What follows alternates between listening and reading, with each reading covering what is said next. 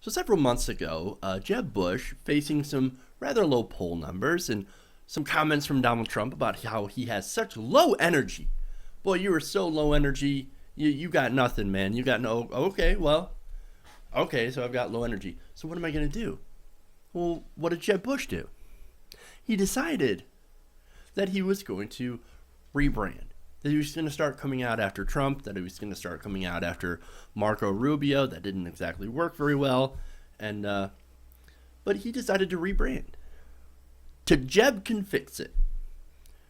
So now several months later and several debates later, we get to see whether or not he could fix it. The results are in. And he did not. New CNN ORC national poll came out last week saying that Jeb Bush is now polling at a total of 3%, and he's dropping like a stone. Ouch. Now this puts him about 6th place in the GOP race for the nomination, according to the new CNN ORC poll. And it's funny. CNN says this about this, right?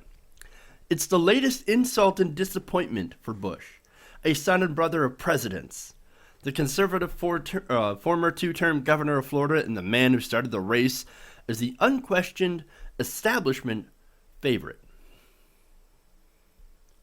Yeah, well, we certainly had some questions, but they were right. He was the establishment favorite. But what happened? Well, it's because the establishment has been thoroughly and utterly rebuked, at least when it comes to the Republican side. Now, this is where it gets interesting. You see, according to Politico, why Jeb Bush hasn't dropped out is because he's managed to convince his donors that these polls don't actually matter. Now, this is fun. See, according to Politico, Jeb has convinced these donors that, as I said, the polls don't exist. They're wrong. And that, don't worry, Jeb Bush, boy, if you just stick with Jeb, he can go the distance. Listen to this one donor who is a donor to Jeb Bush, the top donor to his super PAC, Right to Rise. Quote, I am like the Israelites following Moses, and I'm not the only one. Unfortunately, it might not be that many of us. I'm like Moses, or I'm like the Israelites following Moses. That would essentially put Jeb Bush as Moses. Ridiculous. Oh, that's sad. That's so sad. But hey, in our broken campaign finance system, all you really need is one super rich donor to give to your super PAC, and you can fund it for the rest of time, essentially. But, so one of them says, I'm an Israelite. I'm following Moses. What about some of the others? I mean, why are some of the other donors leaving? Well, according to this article in Politico, hardly any Bush donors have abandoned him publicly, largely out of unwavering loyalty to an incomparable Republican dynasty and to a candidate many put on a pedestal in spite of his political shortcomings. This is from the article. Quote, Slater Bayless says this, quote, given the poll numbers currently, you would think there would be these massive defections from a campaign like this. And the reason there haven't been is Jeb Bush, because people believe he's in it for the long haul and believe he's a serious candidate. That's a laugh. He's a serious candidate. Maybe he's a little too serious. Even in a cycle where serious doesn't seem to be selling, they like him because he's serious.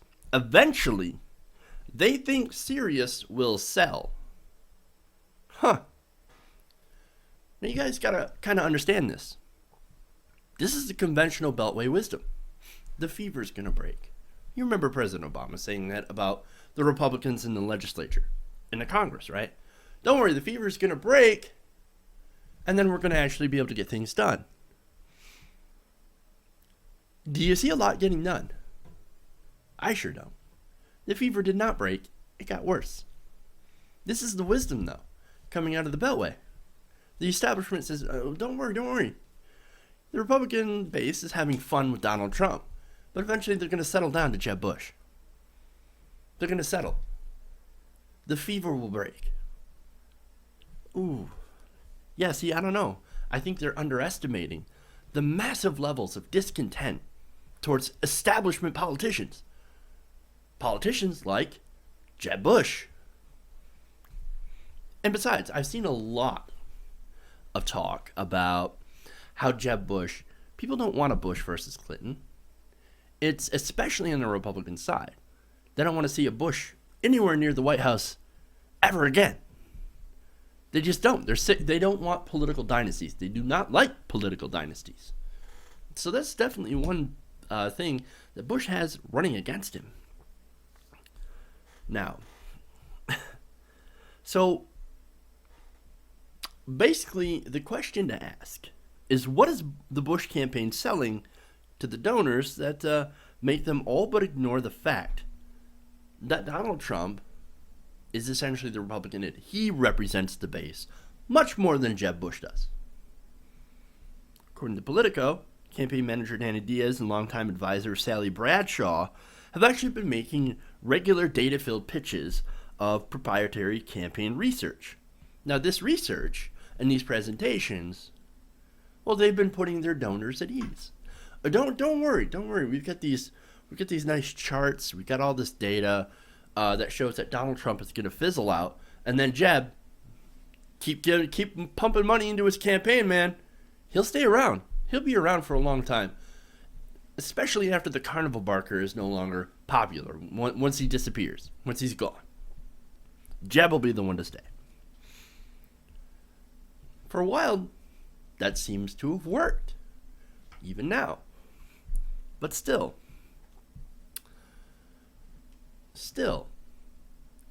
there's an unease in the campaign, but I'll get to that in a minute. Now, their message, Dana Diaz and Sally Bradshaw, their message is that these polls don't matter. It's too early to tell. These polls they're not predictive of primary success, right? And the campaign's organizational efforts in states will actually start to work. It'll bear fruit. However, even the Bush team says, look, man, there's still time to engineer a comeback, but even that seems unlikely. I'm not surprised. But what it comes down to is that this whole thing hinges on the donors. And that even though his team's been doing a pretty good job at convincing those donors to stay, well, they're starting to waver. Now, many of the donors gathering in Miami, however loyal, are planning to ask tough questions. A growing number of Bush's most loyal staffers can't help but acknowledge the cold reality that the candidate who some expected to shock and awe his rivals into oblivion is in danger of becoming an afterthought before voting even begins. One Bush donor says, "We're not going to sugarcoat it. It's bad, but we know what we have to face, and these are sophisticated people. But when it comes to the GOP base, you're not exactly dealing with sophisticated people." Remember, the front runner to the GOP right now, the nomination, he speaks at a fourth grade level. And a lot of people are like, yes, saying it like it is, saying it the way that I understand it, the fourth grade reading level. Go Trump. Yeah, okay, all right. Well, there you go. Now, Bush's campaign backers now acknowledge that the candidate has an exceedingly slim chance of placing in the top 3 in Iowa. So it's bad even in Iowa for Bush. But in New Hampshire, they do say that, quote, it's a total jump ball. There's a 5-6 candidate tie for second place, and we are right in the mix. And the campaign's even talking about doing something in South Carolina. Now, South Carolina has apparently been very good to the Bush family. Well, sure. However, we're dealing with a Bush who's actually really bad at campaigning. Now, you kind of got to look at this from a stylistic point of view, right? See, stylistically, Jeb doesn't have what George W. Bush had. You don't see no Texas swagger. George W. Bush, say everything you want about him, he ain't got no swagger. He had the intelligence of a piece of driftwood, sure, but he had that swagger. You could have a beer with him. But Jeb, he's awkward, he's kind of low energy, he's a bit of a nerd, sort of a turtle, right? He's the Jolly Tortoise or something. One of them, somebody had called him before. He seems to fit the sort of tortoise kind of thing. He's got no swagger. He has a personality of the piece of driftwood. And according to one high-level Republican strategist, quote, Jeb just isn't very talented at this. And the problem is that Jeb has been coddled by a group of people who worship Jeb. I couldn't imagine anybody worshiping Jeb, but there you go. They ran a campaign based on what they wanted the party to be instead of what the party was. Well, see, that's the problem. This isn't the old Republican Party. Donald Trump now represents the majority of Republicans. He is their id. He is the essence of who's left in the Republican Party, as they have pushed further to the right, to the extreme fringes of conservatism. They've pushed that far right and pushed a lot of the moderates out of the party. They don't exist anymore. They're now Democrats. That's how bad it's gotten. Former Republicans are now Democrats, like Charlie Crist. He's a good example of that. Look at Mark Pryor. He wasn't formerly a Republican for all I know, but he certainly acted like it. He was a conservative Democrat. He certainly wouldn't pass as a Republican. And he didn't. He lost in 2010. So there, or 2014, sorry. So there you go. Donald Trump is now the representative of the Republican Party.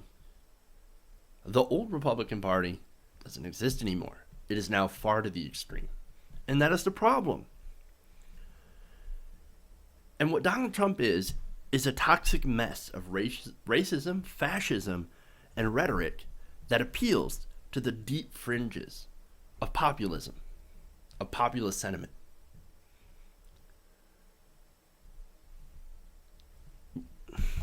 And look, speaking of Trump, Mike Murphy, who's the ad guy behind the Bush campaign, which, by the way, the Bush campaign has spent $30 million on ads so far. Their super PAC, Right to Rise, has still about $75 million left in its coffers. And they intend on spending it, but not on attacking Trump, but actually attacking everyone else. Well, why? What kind of strategy would come from that? Well, the article explains. According to another source close to Right to Rise, Murphy has suggested that he might spend the bulk of the $75 million to, his words, carpet bomb Rubio, Cruz, Carson, Chris Christie, everyone but Trump. The thought behind this was to make the race into a binary choice between Bush and Trump, and he thinks that that might be the only way the majority of primary voters go with Jeb Bush. Ooh, that's if they even make it to that point. And that sort of depends on whether or not the donors stick around long enough to let that happen. And with the Bush donors, look, they've held out this long. You got to give them credit for that. They gave up on Scott Walker. They gave him his walking papers. And then, of course, Jindal, Rick Perry, they didn't have that kind of financial backing to begin with. But how long will they hold out for Bush? How much longer will they keep pouring money into this guy who polls at 3%? For the staff, well, they're starting to see the writing on the wall. Quote, I think staff morale is exceedingly low, says a Bush donor based in New York City. I suspect they know they're in a death spiral now. There's no getting out of this. Yeah, when your staffers start to explain this campaign, when they describe it as a death spiral, you know there's a problem. Of the staff that's left, remember, they had to cut back their staff quite a bit. It's not good for them. It's not good. Now, another GOP operative says this. He cannot pull out until after March 1st. He's got to see what happens, or else it's humiliating to the family name. Damned if you do, damned if you don't. It's very frustrating. Now, you might recall, if you've seen any of my other videos on Jeb Bush, that I said he's going to stick it out for a little while. He's going to try to go as far as he can to see how the field takes shape. March 1st seems like a good target date. He's got to get through that. And that's what it looks like he's going to try to do. He's going to try to hang in there because he feels that he's got this duty to run. And look, you can tell who wants to run and who doesn't. Trump and Cruz, those two, I think they want it. Trump because he's a narcissist. Maybe he wasn't all that interested at the beginning. Maybe he wanted to increase his brand awareness. But once you get into it, I think you get sucked into it.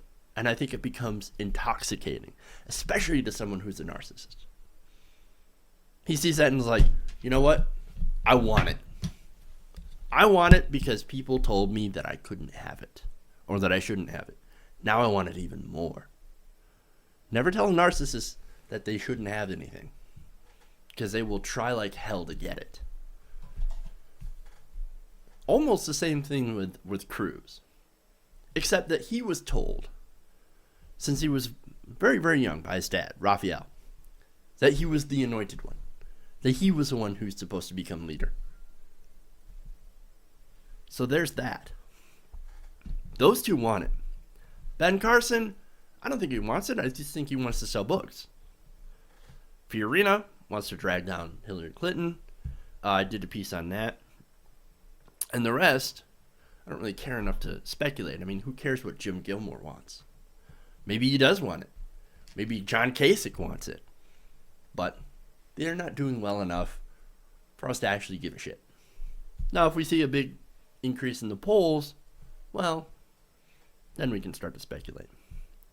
But when it comes to Jeb Bush, well, Jeb Bush, he's important because he was considered to be the front runner, or the expected front runner.